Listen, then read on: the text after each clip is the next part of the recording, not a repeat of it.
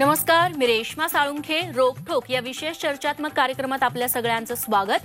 राज्यासह देशात सध्या लसींचा प्रचंड तुटवडा आहे.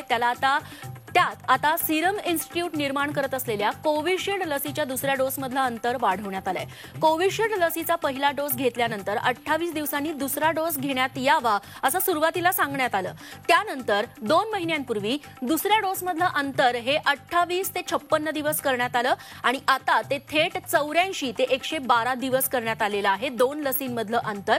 पण हे अंतर वाढवण्यामागचं कारण वैज्ञानिक कमी आणि राजकीय सोयीसाठी जास्त असल्याचं बोललं जातंय, तसे आरोप होत आहे. त्यामुळेच यामागचं खरं कारण नेमकं काय? खरंच 2 डोसमधलं अंतर वाढवल्यानंतर लसीची परिणामकारकता वाढणार का? राज्यासह देशात मुबलक लसी कधी उपलब्ध होणार? 18 ते 44 वयोगटाचं रखडलेलं लसीकरण कधी मार्गी लागणार? या आणि अशा अनेक मुद्द्यांवरती सविस्तर चर्चा करणार आहोत आजच्या रोकठोक कार्यक्रमात.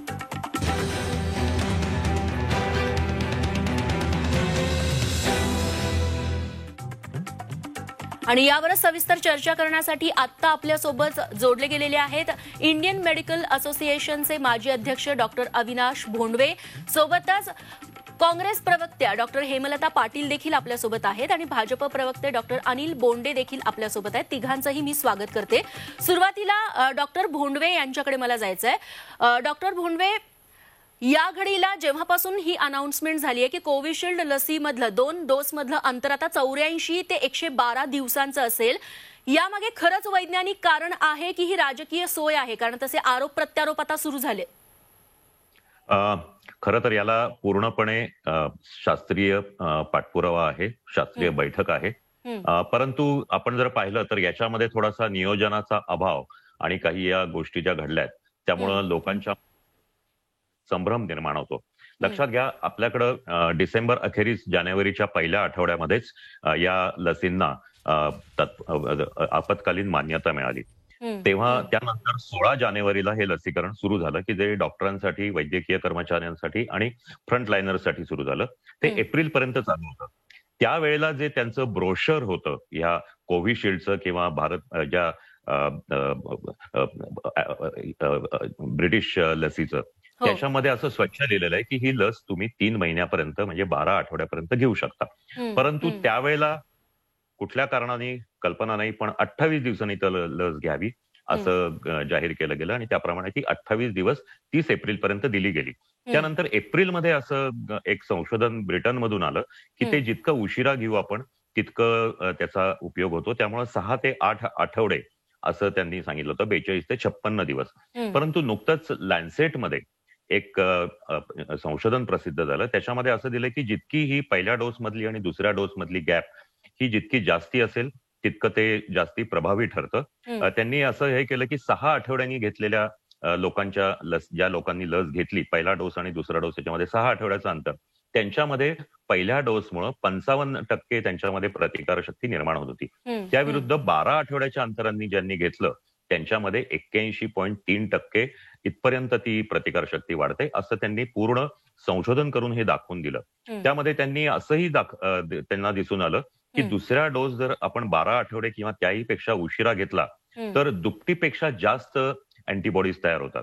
आणि हा प्रयोग त्यांनी 55 वर्षाखालील व्यक्तींवर केला आणि IgG अँटीबॉडीज यांचाही रिस्पॉन्स त्यांनी चेक केला होता. त्यामध्ये अजून एक गोष्ट मला अशी सांगायची आहे की केवळ भारतच नव्हे तर स्पेन ह्या युरोपियन देशांनी 30 एप्रिललाच कोविशिल्ड किंवा त्यांच्याकडे जे ऑक्सफर्डचं वॅक्सिन मिळतं सेम, तर त्याला 16 आठवड्याचं अंतर तेव्हाच त्यांनी ठेवलं होतं. त्याचप्रमाणे WHO ज्या चीफ सायंटिस्ट आहेत सौम्या स्वामीनाथन, त्यांनीही असं हे केलं होतं की 12 आठवडे किंवा त्याहीपेक्षा जर जास्ती ठेवलं तर कोविशिल्डचा रिस्पॉन्स जास्ती येतो. त्याच्यामुळे या सर्वाला टेक्निकल बॅकग्राऊंड आहे, पूर्ण शास्त्रीय संशोधन आहे. प्रॉब्लेम फक्त असा आहे की हे ज्या पद्धतीने लोकांपर्यंत गेलं आणि सतत बदल करत गेल्याचं प्रमाण आलं आणि त्याच वेळेला दुर्दैवाने हे जे लसींचा तुटवडा निर्माण झाला त्यामुळे असा हा संभ्रम निर्माण झालाय की हे जाणून बुजून केवळ लसीचा तुटवडा किंवा लोकांना लस मिळत नाहीये म्हणून खोटं समाधान देण्यासाठी दिलंय. परंतु तसं नाहीये. अशा प्रकारे कुठलीही गफलत किंवा अशा प्रकारची खोटी ही कुठलाही देश आणि भारताच्या आरोग्य खातं हे करू शकत नाही किंवा केलं जाणार नाही. निश्चित डॉक्टर, म्हणजे आधीच याचं याच्यावर केंद्रानं केलेला नीट नियोजन केलं असतं, आधीपासूनच गॅप जास्त ठेवला असता तर एवढा सगळा गोंधळ आता उडालाच नसता. हाच मुद्दा घेऊ अगदी बरोबर. डॉक्टर अनिल बोंडे यांच्याकडे मला जायचं आहे. बोंडेजी, आधीच जर वैज्ञानिक डॉक्टर जे सांगतायत त्यांनी ऐकलं असतं तर एवढा गोंधळ उडाला नसता. आता लसींचा जेवढा तुटवडा जाणवतोय, जेवढ्या रांगा लागल्या होत्या आतापर्यंत तेवढ्या लागल्या नसत्या असं वाटत नाही तुम्हाला?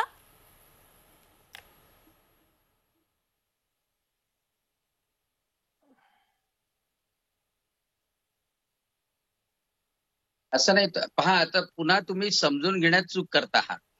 कारण ही ऑक्सफर्ड ॲस्ट्रोझेनिका लस, कोविशिल्ड ज्याला आपल्या इथे म्हणतात, ती फक्त भारतातच नाही, ती इंग्लंडमध्ये सुद्धा आहे, स्पेनमध्ये सुद्धा आहे. हो. आणि पहिल्यांदा त्याचं ब्रॉशर निघालं किंवा लसीच्या ज्या ट्रायल घेतल्या त्या लिमिटेड लोकांवर घेतल्या.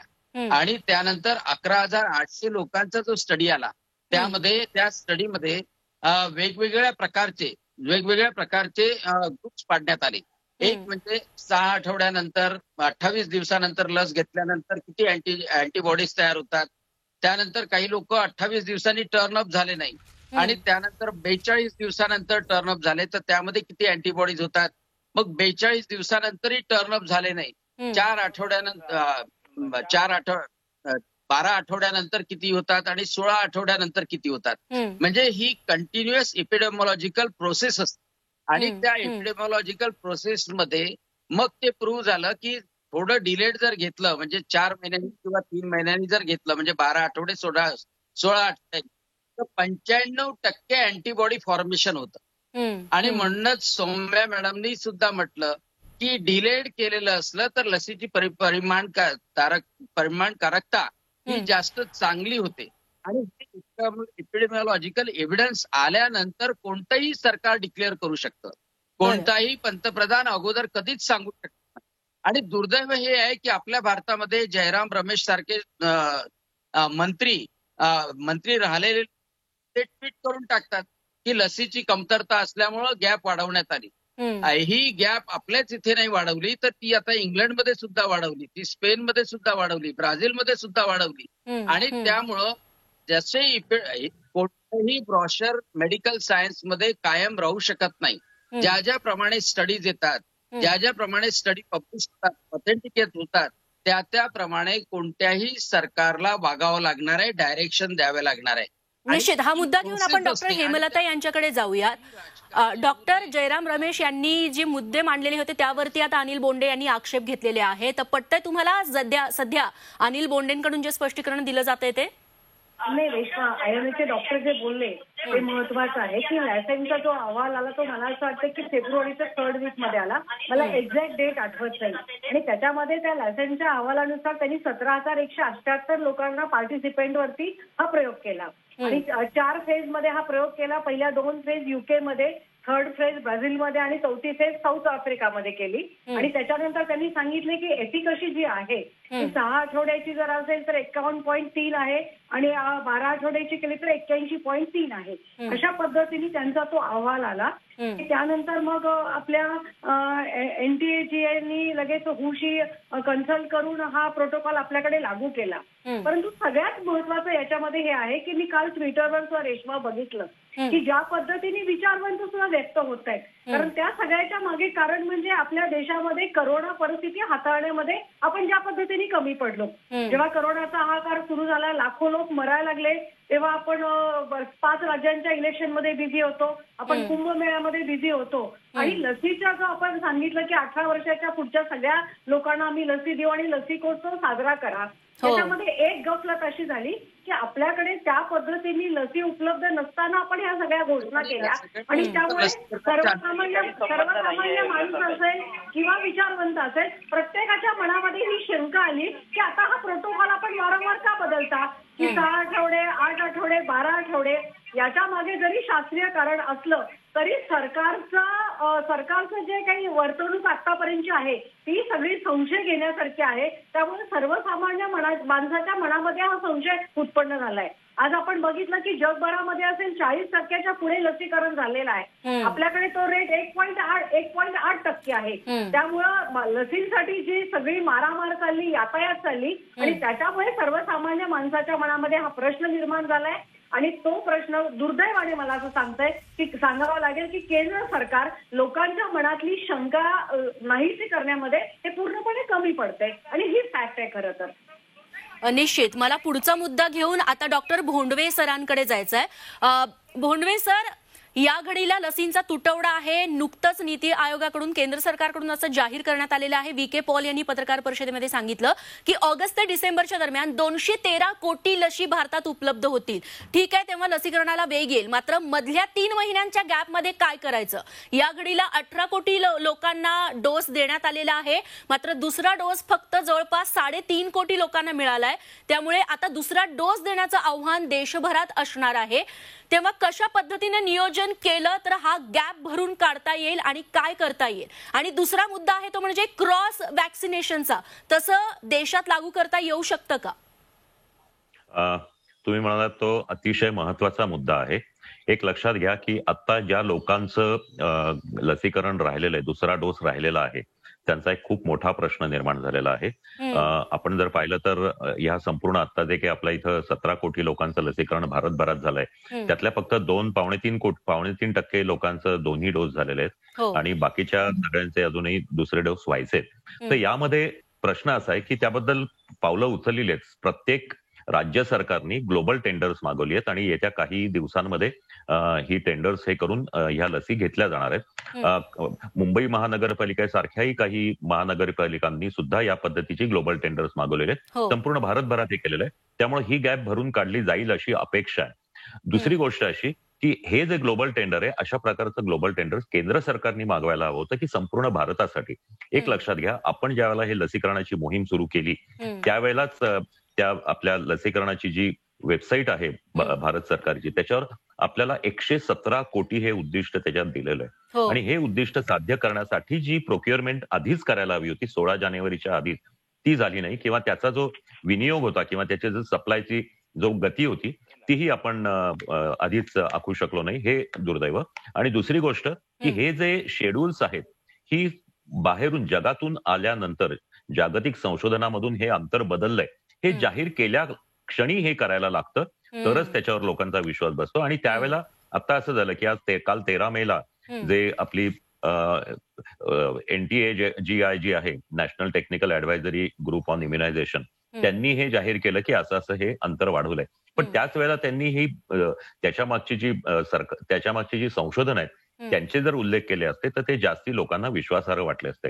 आणखीन एक गोष्ट, आत्ता अजून एक अशी गोष्ट आहे की आज जगभरामध्ये सर्व ही जी लस आहे, कोविशिल्ड असेल किंवा अमेरिकेतली फायझरची आणि मॉडर्नाची लस असेल, ही सर्व गर्भवती स्त्रियांना द्यावी असं त्यांनी जाहीर केलेलं आहे. भारतात सुद्धा भारताची पॉक्सी म्हणून जी संस्था आहे त्यांनी सुद्धा त्याचे 37,000 गायनेकॉलॉजिस्ट आणि ऑब्स्टेट्रिशियन असे नामवंत डॉक्टर्स मेंबर्स आहेत, त्यांनी सुद्धा सर्व प्रेग्नंट स्त्रियांना आणि स्तनपान करणाऱ्या स्त्रियांना लस द्यावी असं सरकारला निवेदन दिलंय की ती सेफ ठरेल.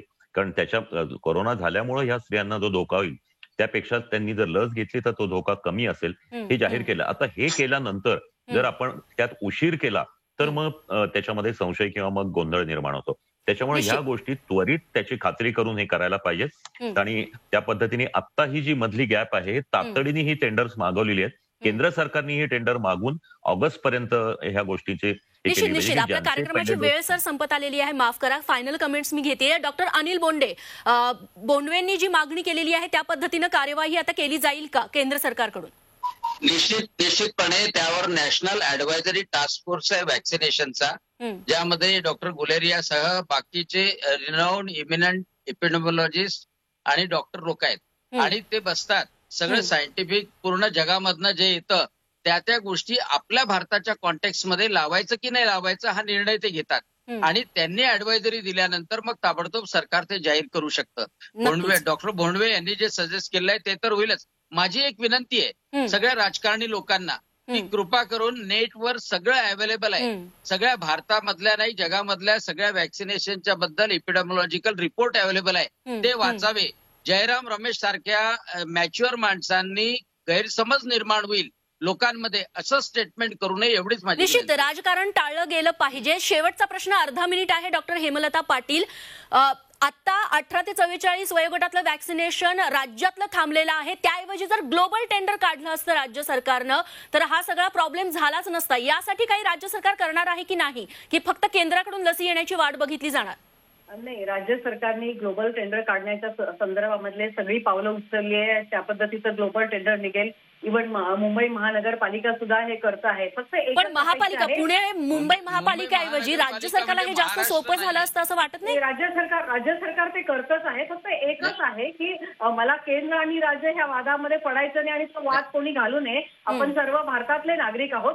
फक्त कुठल्या राज्याला झुकतं माप द्यायचं, कुठल्या राज्याला कमी झुकतं माप द्यायचं, कुठल्या राज्यावर अन्याय करायचा. आणि असं जसं बोंडेंनी सांगितलं राजकारण्यांनी सुद्धा काही गोष्टीमध्ये मुंबई म्हणजे महाराष्ट्र नाही एवढं लक्षात ठेवा. मुंबई म्हणजे महाराष्ट्र नाही, आपला मराठवाडा पण आहे, विदर्भ पण आहे. त्यांच्यासाठी तरी राज्यांनी ग्लोबल टेंडर काढलं पाहिजे. आणि महाराष्ट्र सरकार या पद्धतीने मुंबई महानगरपालिकेने काढलं म्हणून. डॉक्टर अनिल बोंडे, डॉक्टर हेमलता ताई, माफ कर, आपल्या कार्यक्रमाची वेळ संपत आलेली आहे. मात्र ही जी वेळ आहे ती राजकारण करण्याची नक्कीच नाहीये. ज्या काही चुका झाल्या असतील राज्य सरकारकडून केंद्राकडून त्या आपण समजून घेऊयात. मात्र यापुढे जर लसीकरण वेगात करायचं असेल, तिसरी लाट जर थोपवायची असेल तर लसीकरणाचा वेग वाढवावा लागेल. फक्त 2 डोस मधलं अंतर वाढवून काही होणार नाहीये. आणि ही गोष्ट ध्यानात ठेवून तसं राज्य आणि केंद्रानं पाऊल उचलावं इतकीच सर्वसामान्य जनतेची अपेक्षा आहे. या कार्यक्रमासाठी, चर्चेसाठी सगळ्यांनी वेळ दिला, सगळ्यांचे आभार मानतेय. कार्यक्रमात इथेच थांबतोय. बघत रहा झी 24 तास.